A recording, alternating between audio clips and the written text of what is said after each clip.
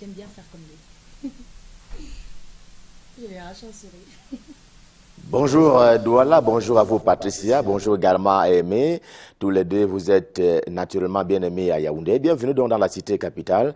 Vous tous qui êtes chargés faute d'informations, bienvenue à la revue de la presse, du moins dans son acte 1, à partir donc des studios de Yaoundé. À la une de Cameroun Tribune, édition de ce vendredi, c'est le dernier numéro de la semaine et c'est en grandeur nature. Il y a donc cette audience que le président de la République a accordée hier à l'ambassadeur de France au Cameroun, Paul Biya et Gilles Thibaud, qui se sont entretenus hier au palais de l'Unité. Le palais présidentiel a étudié, qui ont donc passé en revue la situation de la crise, notamment ce qu'il est convenu d'appeler la crise anglophone au Cameroun, mais que les spécialistes appellent crise sociopolitique que traverse donc le pays de Paul Biya. Et à la fin de cet entretien, c'est la France qui a martelé son soutien au Cameroun. Le Cameroun pris comme étant unitaire, décentralisé, donc indivisible. C'est donc cela la position que Paris a réitérée hier, s'agissant donc de la crise anglophone. Le quotidien L'Épervier, le journal de Clovis Noudjo est également en kiosque ce vendredi. Il révèle qu'à l'occasion de cette audience, une invitation de la France a été adressée au président camerounais Paul Biya. Invitation d'ailleurs à participer au sommet pour la paix prévu du 12 au 14 novembre prochain à Paris, la capitale française, soit à peu près un mois après l'élection présidentielle prévue au Cameroun le 7 octobre prochain. Le nouveau président camerounais d'alors répondra à une invitation du président Emmanuel Macron de France. Question naturellement de mettre en place, de remettre en place, que dis-je, un certain nombre de mesures visant la synergie contre le terrorisme et d'ailleurs, naturellement pour le compte de la paix mondiale. Comme pour dire, s'il en était encore besoin que la voix du Cameroun compte sur la scène internationale, le quotidien L'Épervier dans sa livraison de ce vendredi rappelle à quiconque l'aurait oublié qu'en Afrique centrale notamment, eh bien, il faut composer avec la voix de Yaoundé ou ne pas être, malgré les troubles qu'il traverse en ce moment dans ces deux régions du nord-ouest et du sud-ouest camerounais qui sont toutes les mêmes, mais qui sont d'ailleurs toutes différentes. Mais une question que se pose le journal de Magnus Biaga, j'ai nommé le quotidien Émergence dans sa livraison de ce vendredi, une question que se pose justement le journal dans la recherche des voies de sortie de la crise anglophone. Alors, faut-il libérer les prisonniers supposés partis à l'Ambazonia du nom de cette république virtuelle? La question divise d'ailleurs les experts en procès dans le journal ce vendredi. Oui, répond Koupita Damou de l'Union démocratique du Cameroun UDC, pour qui la mesure participerait de l'apaisement. Posture identique chez Aimé Cyprien Olinga, homme politique camerounais. Mais à l'inverse, Léon Teller Onana se veut plutôt catégorique. L'on ne saurait mettre sur la même table l'agresseur et l'agressé.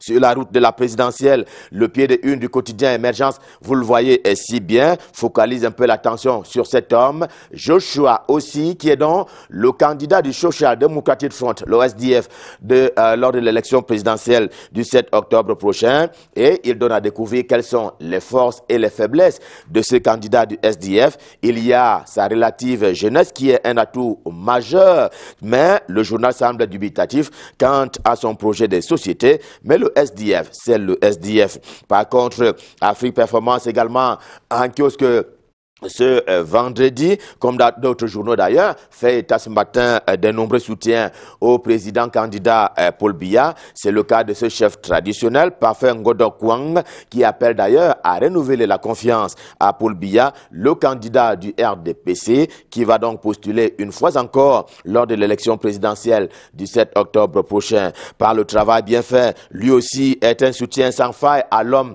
du 6 novembre, le nom Ngui, ainsi qu'il a été baptisé lors du comice agro-pastoral à Ebolova. Par le travail bien fait, lui aussi apporte son soutien au président de la République. Lui, c'est Ernest Ngale Bibert, que le soir en kiosque ce matin a choisi d'ailleurs de mettre en vitrine en grande une. C'est justement parce que le ministre camerounais en charge des transports n'a pas la main légère pour les contrevenants à la norme en matière de transport interurbain. Désormais, rien ne se fera plus comme avant. Eh bien, 3 agences sont d'ailleurs d'ailleurs passés à la traque. Takala, General Express et même Garantie qui sont donc passés à la traque. Et je préviens justement le journal, la répression va s'intensifier et cela annonce d'ailleurs une espèce de changement de paradigme au niveau du ministère des Transports par rapport à tout contrevenant, car là-bas, le souci est de continuer à préserver la vie des Camerounais. La primaire de l'info est également en kiosque ce vendredi. Son pied de une s'apaisantit, vous le voyez, sur les valeurs d'hier et d'aujourd'hui des directeurs généraux des sociétés d'État, établissements d'ailleurs et entreprises publiques. Le journal dévoile ce matin leurs âges, leur cursus scolaire, leurs expériences à propos de ces directeurs généraux, les expériences qui font dire qu'ils ont, eux, de la matière. Seul statut qui dérange, eh bien, c'est la mauvaise gouvernance, la mauvaise gestion dont certains, hélas, sont souvent convaincus en gérant avec un peu de légèreté l'argent public. Et à propos de la fonction publique camerounaise, l'oreillette gauche de Sans Frontières également, en kiosque ce matin, annonce de sale temps, notamment pour les fonctionnaires véreux. Le journal annonce avec joie au cœur comment, dès la fin du mois de septembre prochain, eh bien, des fonctionnaires se verront simplement radiés. Il s'agit de ceux qui ont réussi l'exploit de ne pas se faire recenser lors de la récente opération de comptage physique des agents publics et fonctionnaires, tel que cela avait été courageusement initié par le ministre Lupo Motaze des Finances. Lui aussi est armé de courage. Lui, c'est Pierre Ismaël Bidounkpat, c'est le ministre camerounais en charge des sports et de l'éducation physique. Le ministre des Sports, donc, qui a envahi la une, vous le voyez, dès l'hebdomadaire Le Pélican en kiosque ce vendredi, il a envahi la une, entouré pour la circonstance des présidents des fédérations sportives nationales, après une rencontre franche qui s'est tenue au sein de son département ministériel et qui a d'ailleurs permis la relance du mouvement sportif national.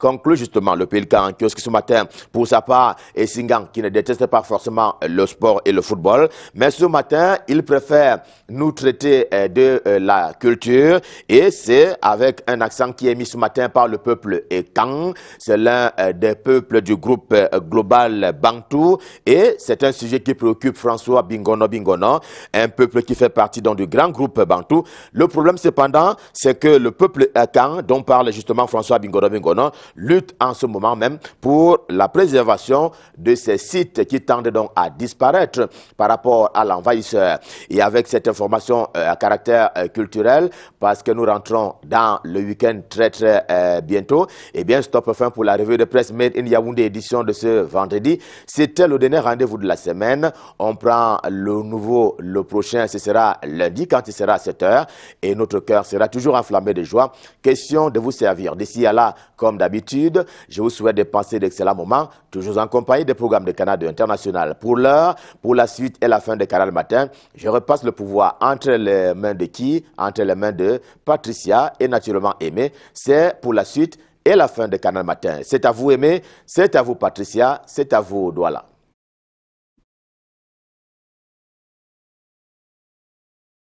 Voilà. Voilà. Je pense que il nous a envoyé le témoin ici à Douala et c'est tant mieux. Merci GPE et excellent week-end à toi. On s'est mis tous aux tendances week-end, boubou, chemise, voilà, jean. Et lui, par contre, il allait être très concentré dans ses journaux ce matin. C'est Monsieur Journaux. On va voir si on peut lui arracher un bonjour. Michael Chipkio. Bonjour Aimé. Bonjour Patricia. Bonjour Michael. Bonjour à Ghislain Pierre Issono et surtout bonjour à tous ceux qui nous regardent une fois de plus. Et moi j'ai envie de dire bonjour la presse. Bonjour, ouais. Voilà. La presse te dit bonjour. Un regard sur la presse, sur les unes ce matin et c'est la presse, la star pour l'instant. Oui, la star justement, The Star pour dire en anglais, pour ouvrir cette revue de presse du jour qui donne la parole au docteur Mounzou. Le docteur Mounzou qui est devenu célèbre depuis quelques jours parce qu'il fait partie des dignitaires religieux qui prônent une conférence générale anglophone pour résoudre la crise anglophone. Il était aux côtés du cardinal Christian Toumi il y a quelques jours à Douala et de l'imam de Bamenda et de Boya. Ce sont les 4 hommes justement qui ont prôné la tenue de de la conférence générale anglophone les 29 et 30 août prochains dans la région du Sud-Ouest et à Boya précisément. Le docteur Munzou, qui accorde un entretien ce jour au journal The Star, revient sur la All Anglophone Conference qui s'est tenue en 1994, toujours dans les régions du Nord-Ouest et du Sud-Ouest du Cameroun, et qui avait réuni de nombreux anglophones. Qu'est-ce qui fait la différence entre 1994 et 2018? Les éclairages du docteur Munzou à lire dans le journal The Star qui est en kiosque ce jour, et de Rambler également en kiosque aujourd'hui revient sur cette conférence générale anglophone et la proposition du cardinal Christian Toumi. Que faut-il faire finalement? Choisir l'option de solutions proposées par le cardinal Christian Toumi ou alors rester dans la guerre observée actuellement dans les régions anglophones du pays, s'interroge le journal à sa grande une. Et au pied de une, on voit les images de cette marche qui a été initiée à Boya il y a quelques jours par le maire Patrick Ekema Esungé, une marche qui s'est tenue dans les rues de Boya pour réclamer la libération des dignitaires traditionnels qui ont été enlevés par des sécessionnistes, également appelé à la paix. Et le maire de Boya, Patrick Ekema Esungé, qui en a profité pour dire une fois de plus qu'il n'était pas partant pour justement pour la tenue de cette conférence générale anglophone dans la région du sud-ouest Cameroun. La nouvelle expression est en kiosque et parle aussi de cette conférence générale anglophone et revient sur cette sortie du professeur Vincent Tounda Ebodé, qui est donc à côté de la plaque selon le journal La Nouvelle Expression qui est en kiosque ce vendredi. Le journal, j'espère que vous pouvez regarder la une, le journal qui revient sur ces propos du professeur Vincent Tounda Ebodé dans un entretien accordé à Cameroun Tribune hier. Il fait des accusations jugées de graves et cousues de mauvaises intentions sur le cardinal Christian Toumi et d'autres responsables religieux, et se trompe sur le projet du cardinal Christian Toumi et de ses confrères religieux, précisément sur la proposition de règlement de la crise anglophone. Dans un entretien accordé donc à Cameroun Tribune, l'homme est revenu en faisant un procès jugé malheureux et de mauvaise intention par le journal La Nouvelle Expression. Christian Toumi n'est pas contre les missions régaliennes de l'armée, écrit Edmond Kamgia de La Nouvelle Expression ce jour. L'archevêque de Douala et ses confrères musulmans et protestants ne sont pas contre le fait que l'armée défende l'intégrité territoriale du pays. Le professeur Vincent Tounda Ebodé manque donc de respect aux hommes de Dieu en les qualifiant d'irresponsables, de détenteurs d'un agenda caché. Le plan du cardinal Christian Toumi n'est donc pas machiavélique, conclut La Nouvelle Expression. La proposition républicaine de l'archevêque de Douala et de ses confrères musulmans et protestants pour mettre fin au conflit qui dure depuis 2 ans dans les 2 régions du pays n'a rien d'un piège ni d'un bras de fer lancé contre le pouvoir de Yaoundé. Et pour justifier ces faits, La Nouvelle Expression nous fait d'ailleurs apprendre ce matin que le CPP, le Cameroun People's Party, à travers Edith Kawala, salue l'initiative du cardinal Christian Toumi. Le pied de une de La Nouvelle Expression revient sur cette marche à Boya, dans le sud-ouest. Des étincelles de xénophobie ont été observées lors de cette marche appelée par le maire Patrick Ekema Esungé. Tout semble donc dessiné dans cette région pour déboucher sur la chasse à ceux que le journal appelle les envahisseurs, entre guillemets, depuis la marche dite de Boya, organisée par le maire Patrick Ekema Esungé. C'est au pied de une du quotidien La Nouvelle Expression qui est en kiosque ce jour, qui croit avoir décelé lors de cette marche de Boya des propos un peu durs tenus à l'encontre des ressortissants du nord-ouest du Cameroun, que certains qualifient d'ailleurs de terroristes. Des propos un peu durs également du maire de Boya depuis quelques jours, qui va à l'encontre et de façon d'ailleurs totale et très dure de ce projet de la conférence générale anglophone appelée par les dignitaires religieux du Nord-Ouest et même du cardinal Christian Toumi. C'est donc la grande une du quotidien La Nouvelle Expression à découvrir en kiosque ce vendredi. Le journal Info Matin est également en kiosque ce jour et qui revient sur les manuels scolaires au Cameroun, entre crainte et soulagement, alors que l'on parle de plus en plus de cette crainte sur les manuels scolaires au Cameroun. Seront-ils disponibles à temps pour que les parents puissent les acquérir dans les librairies de Douala? Par exemple, depuis quelque temps, de nombreux parents y vont et ne trouvent pas ces ouvrages pour l'année scolaire prochaine, qui ne sont toujours pas disponibles, mais la disponibilité du livre est donc garantie. C'était le 31 juillet dernier. Le Conseil national d'agrément des manuels scolaires et des matériels didactiques réuni à Yaoundé a rassuré que les livres choisis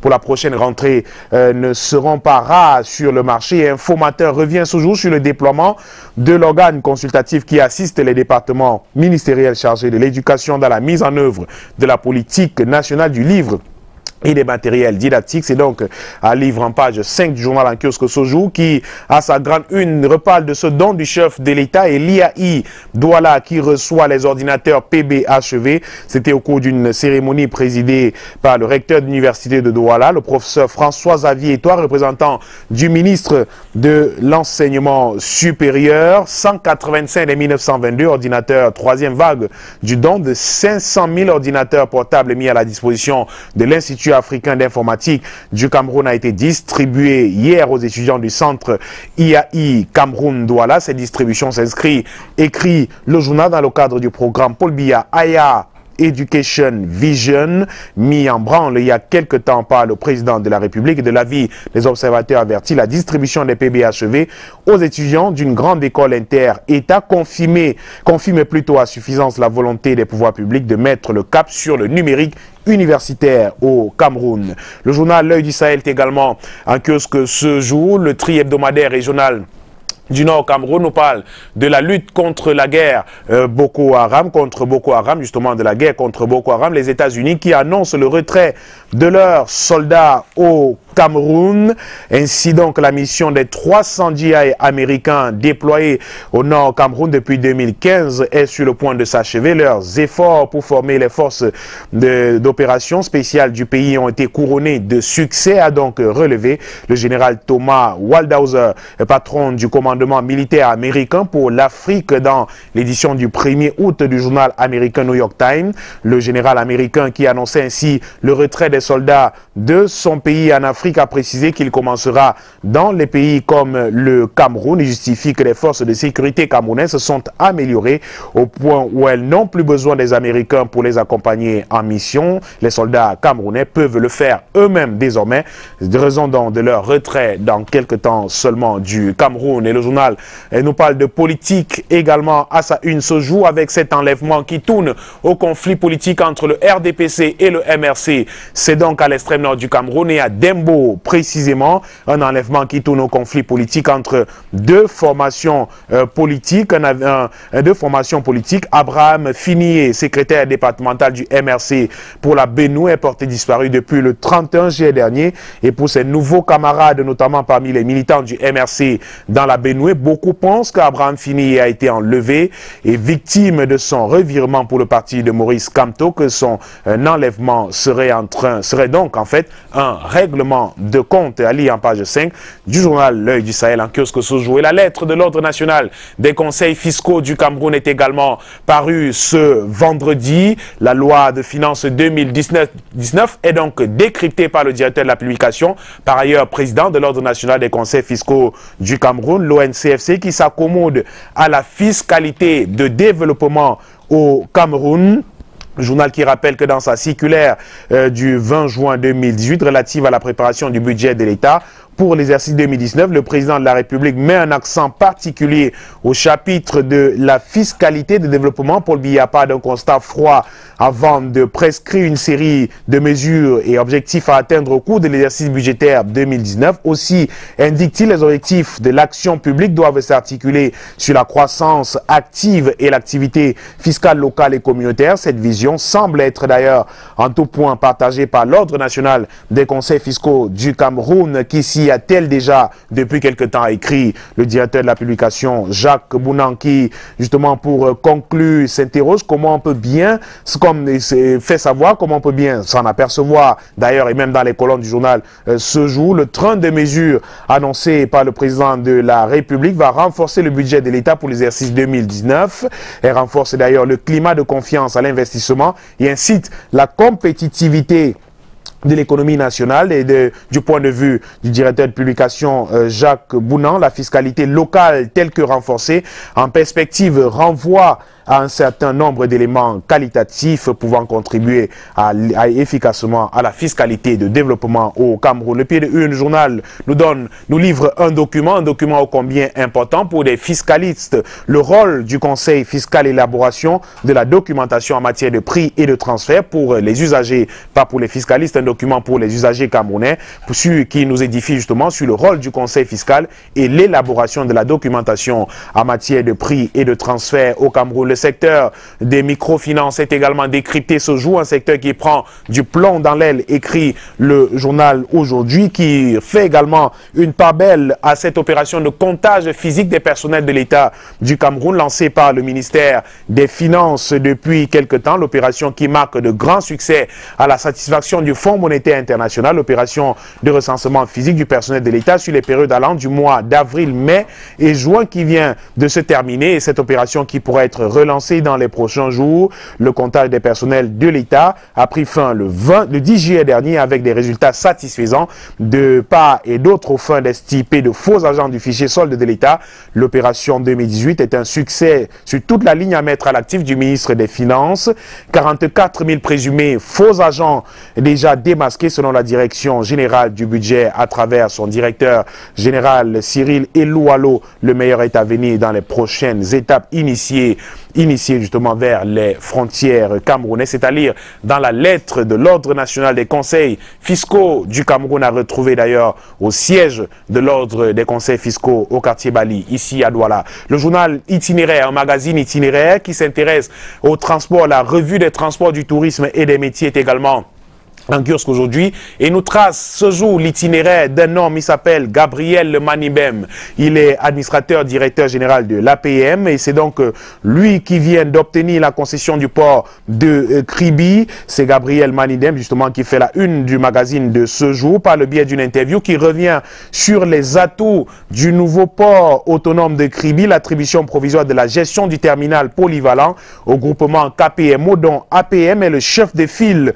mais également le manque de confiance des autorités camerounaises vis-à-vis des entreprises camerounaises du secteur maritime. Pourtant, une compétence avérée et la compétence justement de APM, de KPMO, à travers APM qui a permis justement d'obtenir la gestion du terminal polyvalent du port autonome de Kribi. Un entretien accordé à Gabriel Manibem, cet administrateur directeur général d'APM que le journal définit aujourd'hui comme un homme rompu à la tâche et qui fait la fierté des entreprises camerounaises aujourd'hui. C'est à découvrir dans le magazine Itinéraire en kiosque ce vendredi. Et Afrique Info qui nous parle de politique à sa une et de présidentielle 2018. L'appel républicain de Sa Majesté Libok Samuel pour l'élection de Paul Biya à la prochaine élection présidentielle. Pour lui, la dextérité et la sagacité du chef de l'État sont établies. Il est donc le seul candidat capable de ramener la paix dans les zones en proie aux troubles en ce moment au Cameroun et aux élites du peuple Bassa, bâti pour toute obédience politique, sociale et religieuse confondue. Et Sa Majesté Libok Samuel appelle à une mobilisation pour une victoire sans bavure de Paul Biya le 7 octobre prochain. L'ambassadeur qui invite toutes les populations Bassa pour bâtir tous les Camerounais à un vote massif en faveur de l'homme du 6 novembre le 7 octobre 2018 pour montrer à la face du monde que la légitimité de leur président ne souffre de rien. On termine cette revue de presse avec l'effort camerounais qui nous montre des images de cette célébration ou alors de l'arrivée à Douala de nonce apostolique au Cameroun, Monseigneur Julio Moura, et Douala qui a réservé un accueil exceptionnel à ce nonce apostolique qui était en visite pour la première fois dans l'archidiocèse de Douala. Les autorités et les chrétiens rassemblés autour de Monseigneur Samuel Clédin ont réservé un accueil des plus chaleureux au nonce apostolique au Cameroun et en Guinée équatoriale. Et c'est avec le journal L'Effort camerounais que nous terminons cette deuxième partie de la revue de presse de vendredi à Douala. Merci Mike d'être passé. Merci à vous. Fondu de vos différents passages sur Canal Matin, devront attendre 2 jours avant de vous retrouver. Ah oui, nous serons là lundi, on prend du temps pour se reposer un tout petit peu le week-end et lundi, oui, nous serons naturellement là, nous allons retrouver nos téléspectateurs et ce sera avec le même plaisir, Patricia. Voilà, ce sera avec le même plaisir. Alors messieurs, il est important de rappeler que nous sommes le 3 août 2018, une journée particulière, une journée que les consommateurs veulent célébrer. Mais quel type de consommateurs? Les consommateurs de bière. Oui, c'est un peu curieux, mais on va dire que les consommateurs de la terre, levez vos verres aujourd'hui. Mais est-ce qu'il fallait réellement célébrer au Cameroun la journée mondiale de la bière? C'est quoi l'idée? Ça tombe le vendredi. Surtout pas. Bah écoutez, pour répondre à votre question, quand vous faites un tour dans des lieux de réjouissance et bien d'autres à Douala ou bien dans n'importe quel quartier, dans de différents carrefours, vous constatez que les bars sont les espaces qui se portent très bien, qui se portent les mieux d'ailleurs à Douala et pourquoi pas dans d'autres villes du Cameroun. Malheureusement, les adeptes de Bacchus vont célébrer la bière, la bière aujourd'hui, même si l'on sait que c'est pas très bon pour la santé et bien d'autres. Bon, malheureusement, ça a quand même des petites vertus pour la santé, mais l'excès d'alcool, l'excès nuit pour la santé. Voilà. Quand on n'a pas atteint 21 ans, on devrait s'abstenir. Vraiment, laissez tomber parce qu'après, difficile de vous retenir. Alors, c'est les vendredis pour le 3 août, on célèbre les Lydie. Comme Lydie Abeko, qui nous a accompagnés pendant la belle aventure du Mondial Russie 2018. Des Lydie, vous en connaissez peut-être? Lydie Padja, Lydie Edika Padja, c'est une amie. Journaliste? Non, pas journaliste. Ah, enfin. Bon, journaliste. Makeda Lydie. Lydie Makeda peut-être. Et une autre, Lydie, c'est une grande tante à moi qui nous regarde certainement de Bangwa ou bien de Yaoundé ce matin. Je lui dis bonjour. Ce sera tout pour les Lydie ce matin et toutes les autres Lydie qui me regardent aujourd'hui. Voilà, je le dis. Vous connaissez Patricia? Voilà. Oui, Lydie, on a été, quand j'allais encore au culte d'enfants du côté de Souboum, a été, bah oui, j'aimais bien la regarder. Et... Tata Lydie. Oui. Oui, bon après, avec le temps, elle est devenue monitrice. Je n'arrive pas à retrouver son nom, mais voilà, je crois que c'est la toute première Lydie que j'ai connue et avec sa famille, il y avait une très belle entente. Donc, bonne fête à toi, Lydie, si tu t'es reconnue. Et voilà, et bonne fête à toutes les Lydie. Lydie Mbeng, qui nous regarde ce matin, et la grande famille Mbeng, hein, donc les Marie-Michel, les Marie-Thérèse et autres. Lydie Pascal Ngokok qui me regarde ce matin, je l'espère bien. Et puis souhaitez-leur aussi un bon début de week-end. Nous on va le faire avec Michael Tipkio. À nous revoir lundi s'il vous plaît à Dieu. Mais Inch'Allah, vous serez là. Mais avant, c'est quoi le menu du week-end de Michael Tipkio? Le menu du week-end c'est le travail encore et beaucoup de repos puisque nous ne sommes pas, je suis pas grand consommateur de bière, malheureusement on ne célébrera pas la journée de la bière et autres, mais bon, on peut de temps en temps se permettre d'en prendre une. Bon, on va essayer de le faire également pour se distraire, se relaxer un tout petit peu le week-end et surtout beaucoup travailler. Et lundi, naturellement, on est de retour. Voilà. Monsieur, revenez-nous vite. Hein, et puis, permettez-nous, avec votre présence, votre voix, souhaiter un happy birthday à tous ceux qui sont nés aujourd'hui. C'est vrai qu'on aura un week-end quand même arrosé parce qu'il y a beaucoup de gâteaux d'anniversaire qui arrivent pour toute l'équipe. Je pense à Freddy Mouko. Oui, Freddy Mouko, happy birthday à Majestic Makassi, à Joseph Monidex. Je pense aussi à Charlène Daniela Ngassa.